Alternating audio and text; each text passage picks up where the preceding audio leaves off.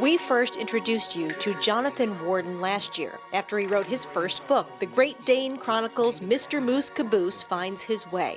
And we caught up with him today to talk about the latest in the series, Mr. Moose Caboose and the Lavender Goose. The first book was really on a whim. I just did a thing, right? I wrote down my thoughts. I wrote down some real life observations of growing up with moose, and it inspired me to do more. And I thought, maybe I can do this.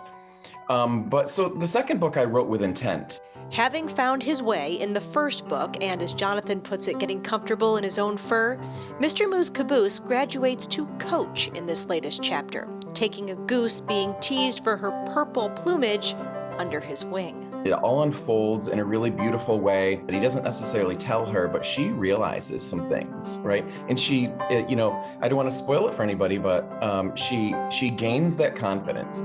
She finds it, and she doesn't need to change anything about herself. That's really important to know about this story. It's not a story about change who you are.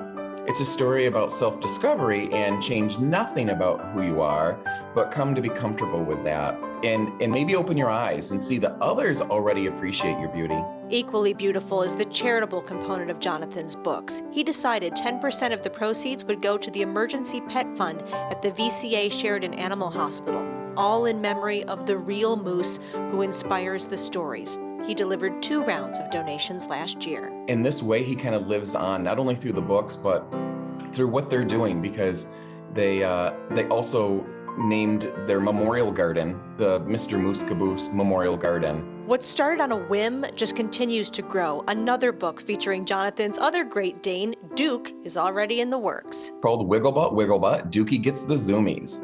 And really, it's about Dookie having ADHD, right? It's about him struggling with all of this excess energy and what to do about it. It's these issues that maybe are difficult conversations for parents to have, but the Great Danes are going to continue to exercise these lessons through their stories. And you can find the Great Dane Chronicles locally at the Totally Buffalo stores and at Daisy's Doghouse on Hurdle Avenue. They're also available on Amazon, and I'll tell you, they're a great read, whatever your age. This is Kate Welsh-Schofer. Be well, stay well. We'll see you next time.